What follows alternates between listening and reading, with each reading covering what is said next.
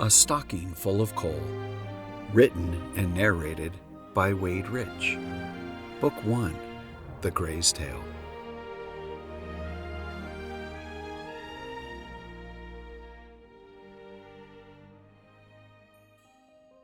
It was just a few days before Christmas, and 9-year-old Jess Gray had to wipe the condensation from the window again so he could see out. They were practically yelling at each other now. Old Mr. Schneider from next door was demanding that one of those no-good Gray boys was responsible for breaking his windows. And they definitely were broken. Jess could see it being just across the street from his house. He wasn't sure who did it, but he and his two brothers had all sincerely confessed to their dad that it wasn't them. The argument seemed to end as abruptly as it started, and the front door slammed as Dad stomped in. Silverware against china was the only sound that night at the dinner table, except for the occasional, "Please eat with your mouth closed," from Dad. That was a pretty big deal since there were 8 people in all, Jess having 3 sisters and 2 brothers. That night, as he lay in bed trying to fall asleep, he could overhear Mother and Father talking. "John, we need to talk about Jess's gift. I know you've been torn about spending the money on it, but I really feel like we should get him that sled he's been longing for," Carolyn started. "Honey, please. I can't even think about it.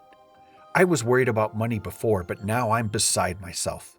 Who knows what that miser across the street will end up costing us? He's the most miserable man on earth, and he won't be happy until everyone else is miserable too," Dad complained. "John, his misery, however he justifies it, doesn't have to be yours also. Please don't let this ruin our Christmas," Mother pled. "It's just not fair. We didn't do a thing to him, and yet he's threatening to take us to court. He claims he's filing it the day after Christmas. I don't know how to ignore it. He makes me so angry. If he would just leave us alone," John trailed off. "We just don't know what he's been through," Carolyn offered.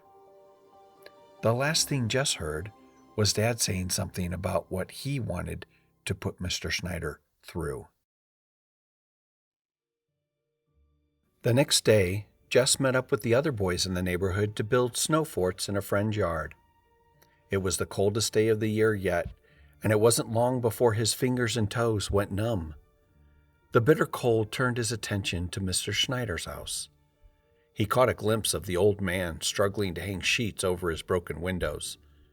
One of the boys noticed Jess staring and said, "Aw, I don't feel sorry for him. In fact, he deserved it. He ain't never done nothing for anyone 'cept be a jerk. If you ask me, they ought to break the rest of 'em too. Maybe he'd learned that nobody likes an old crab." Some of the other boys grumbled in agreement, but it was nearly too cold to talk at this point, and it wasn't long before they had to retreat to their homes to see if they could thaw their limbs back into working order.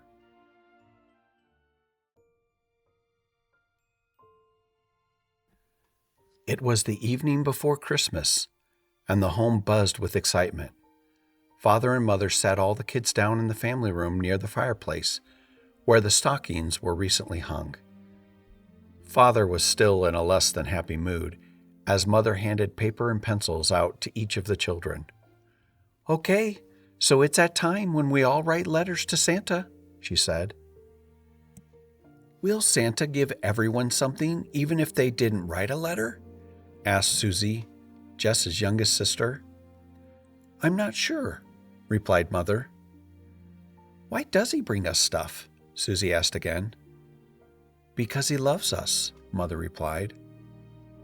"Does he even love the bad children?" Susie asked again.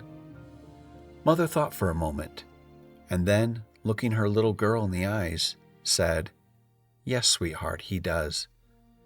But I don't believe there are bad children, or for that matter, good children either. I believe that we are either in a place where we feel worthy or unworthy of love. And that's what's so wonderful about Santa. He's a great test for whether we can love ourselves enough to accept his. She shot a look at her husband, making sure he was listening. John replied with a straight smile and looked back at his blank paper. Carolyn walked over to him and placed her hands on his shoulders, encouraging him to write down what was in his heart, no matter what it was. Finally, he scribbled a few words and then pinned it to the first stocking on the mantel with a frown. Christmas morning finally came, and John woke with a mild determination to be happy for his family. "Good morning," Carolyn said with a smile as she finished brushing her hair. She grabbed her husband in a hug and gazed searchingly into his eyes. He knew what she was searching for, and he gave his best smile under the circumstances, which said, "I'm trying, I really am." His wife returned a smile that said, "I know, and I love you either way." All the children ran to their stockings, each one overflowing with candy and toys, except for John's, which was completely empty. He glanced at it and frowned, but then his attention was drawn to another stocking that looked like it was about to rip right off the nail it hung from. It was packed full of something heavy and lumpy. It was Jess's stocking, and he was just in the process of pulling it off the nail with some difficulty. He sat on the couch and rested it on the floor as he looked inside. "It's full of coal!" Jesse's brother exclaimed as he leaned over to look inside and then burst into laughter. Mom and Dad shot each other a look of confusion as the other kids made comments like, "We told you you better watch out," and "That's what you get for putting gum in my hair, Jesse."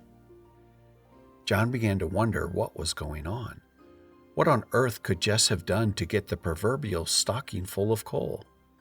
He was a good boy, though his curiosity sometimes got him into trouble. John didn't know what to say or think, but then a fear entered his mind. Mr. Schneider's windows. A sick feeling filled his stomach, but it subsided as he heard Jess's brother offer to share his candy with him. The attention quickly shifted to the rest of the kids as they began tearing into their presents. It was not until things died down later that John realized Jess was missing. He now regretted not having purchased the snow sled for the boy whose only gift was a sock with coal in it. He called upstairs for him, but received no answer. Odd, he thought. So he called out to the backyard. Still no reply. Finally, he opened the front door to call out, but just before doing so, he noticed movement across the street on the side of Mr. Schneider's house. He squinted to make out the figure. It was Jess. John quietly closed the door and moved over to the window to watch. He wasn't sure what his son was up to, but he was going to find out. Jess looked nervously around for anyone who might be watching. After glancing back and forth, he sprinted onto the front porch of the neighbor's house. He dropped what looked like his Christmas stocking by the front door, banged on it, and then jumped down the steps and disappeared back around the corner of the house. John froze in fear. All he could do was stand and watch. He saw the front door open quickly as Mr. Schneider leaned a mean face into daylight. He looked back and forth, trying to determine who had knocked. He shot an accusing look across the street, directly at John's house. John jumped to the side of the window as if he himself were guilty. Then he slowly leaned back, just in time to see the neighbor look down and notice the stocking. The old man looked back and forth again as if trying to see if someone was watching him find it. He pushed at it with his foot. Then his attention went to something attached to it. He bent down, pulled off a piece of paper, and began to read. He stood there for several moments. His face seemed sober and concerned. Then, to his horror, John could have sworn he saw the old man wipe a tear from his cheek as he put the paper into his pocket, picked up the stocking, and walked back into his home in what looked like utter defeat. John felt a deep sadness, and for the first time, compassion for the neighbor that had made him feel so bad. But this lasted for only a moment, as his sadness turned to anger. Why on earth would Jess do such a thing? Did he think Mr. Schneider was the one who deserved the stocking full of coal? Did he think it would be funny to tell his friends? Did he think he was defending me by attacking the neighbor? Was Jess the one who broke the windows as well? Had he blatantly lied to me about everything? What was he thinking? Especially after all they have been through with that man lately. That's exactly what I didn't need. Not on Christmas Day. Just then, he heard the back door open quietly as Jess tried to sneak in unnoticed. "Jess!" John yelled. "I just saw what you did, and you were in so much trouble that... John stuttered furiously. "Just get up to your room, now!" "But Dad," Jess pled. "Not one more word out of that guilty mouth of yours. Get to your room," John demanded. Jess surrendered and ran up the stairs in a flurry of tears and sobs.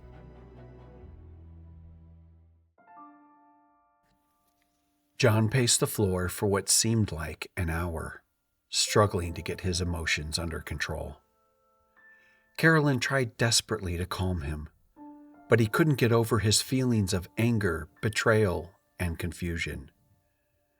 This didn't seem like Jess at all. He's never been mean-spirited. But John had to deal with the reality he was facing, and worst of all, the fact that Christmas Day was ruined. Just then, as he was pacing in front of the fireplace, he noticed the note he'd written still pinned to his empty stocking. He angrily ripped it off, crumpled it up, and shoved it into his pocket. The note triggered something deep inside, and the decision was made. He had to punish Jess. John pulled the belt from his waist as he started up the stairs. "John, wait," Carolyn pled. "I have no choice," John replied as he kept climbing. As he opened the door to his son's room, he found him lying on his bed with red, swollen eyes. A wave of compassion threatened to soften John's heart, as it always so easily did. He wavered for a second, but then regained his resolve. "There's only one way to teach you this lesson, son, and I hate that you've put me in this position, but I'm going to have to punish you for what you did to that man." John walked to the bed, belt in hand, standing over the boy, who lay face down, bracing for impact. Just then, there was a knock at the front door. John paused. He could hear Carolyn answer it. She called up apprehensively, "John, there's someone at the front door for you." He hesitated, his hand raised. Then, slowly dropping his arm, turned to walk downstairs. "Don't you move a muscle," he growled as he left the room. "It's Mr. Schneider," Carolyn whispered as John passed her, moving towards the partially open front door. John's stomach hit the floor. Curses, he thought. Now the day is complete. Nothing could make it worse than having to fight with the crabbiest man alive and knowing this time we were actually guilty. John pulled the door open swiftly, already on defense, ready to deal with the cynic behind it. "Look, Mr. Schneider, I know why you're here, and I know who did it, and I'm about to give him the punishment of his life." John started, but then stopped. His neighbor's expression caught him off guard, and then what he said shocked him even more. "I think there's a misunderstanding. Do you have a son named Jess?" Mr. Schneider asked in a civil tone John didn't know he was capable of.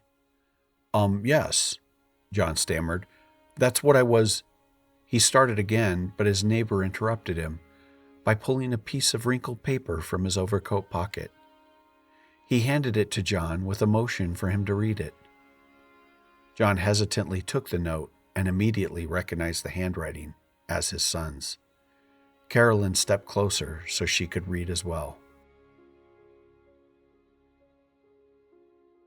The note read, "Dear Santa, this year I'd like to ask for something different.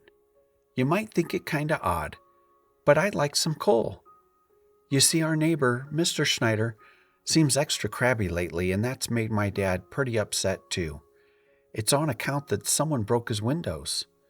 I heard him complaining to my dad about how much coal costs to heat his home and such, and I'm sure he must be freezing.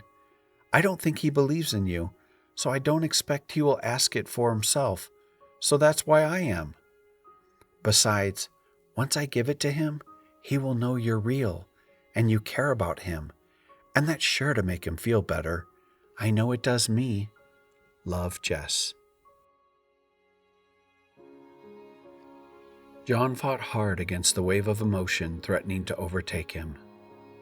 As he looked back into his neighbor's face, he was shocked to see a reflection of his feelings there. Tears were in the old man's eyes, and his lower lip trembled as he struggled to speak. "I'm sorry for what I said. I was wrong. Please, tell your son. Thank you." With that, he turned and walked slowly down the porch steps and across the street. John stood there in complete shock and emotion, trying to absorb what had just happened. He turned to find his wife's loving smile. He embraced her as she whispered in his ear, "Merry Christmas." John returned a brave smile and started back up the stairs. As he opened the door, he found his boy huddled on the bed with fearful eyes. He had no idea how Mr. Schneider would respond to what he did, and now was completely regretful of all of it. "Dad, I'm so sorry. I never meant to create more problems, I swear. I was only trying to help. I'm so sorry I ruined Christmas." His words blurred into sobs. John sat down on the bed next to him, placed his arm around him, and sighed. "I actually just spoke to him. And son, I'm the one who's sorry. I never should have assumed you'd do something hurtful. Mr. Schneider isn't upset at all. In fact, I think you may very well be the first person to ever touch his heart." John smiled wide as Jess let more tears flow. This time, however, they were tears of relief. Dad reached into his pocket as he said, "I want you to see something." He pulled out a crumpled up piece of paper and opened it. Jess, wiping the tears from his eyes, took the note and read, "Santa, right now, all I can think to ask for is to have these awful feelings of anger taken from me. But that would take a miracle I don't have the faith for. John." Jess looked back at his dad to see a tear of joy run down his face. John smiled and said, "Thank you, son. Thank you for helping me to see a miracle this Christmas day. You didn't ruin it. In fact, you've given me one of the best gifts. You see, I was so focused on what wasn't Christmas that I couldn't see what was. I was so blinded by fear that I couldn't find love. But because of yours, your sweet gift of love, I am now filled with it." John wrapped Jess in his arms and hugged him tightly.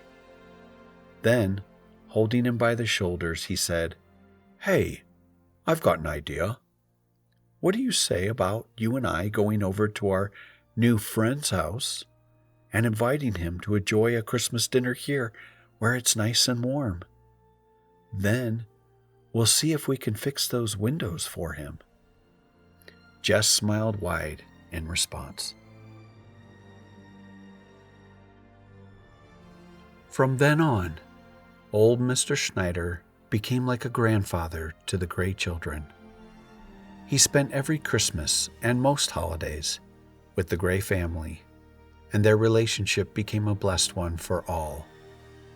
Every Christmas Eve, as the family searched for the Christmas spirit, Papa Schneider would gather the little ones around the fireplace and tell the story of how his heart was touched by the love of a little boy and his stocking full of coal.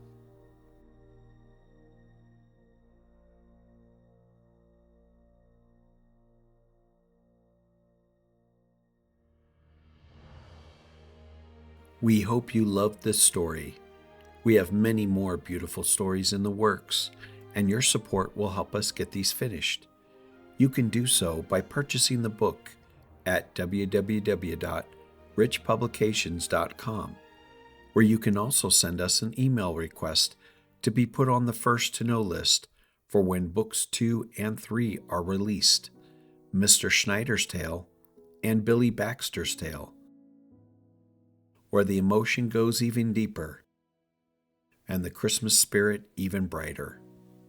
You can also stay in touch by subscribing to our YouTube channel at Rich Publications and click the notification bell so you'll be the first to know when our next book on video is released. Thank you for watching. We wish you a very Merry Christmas.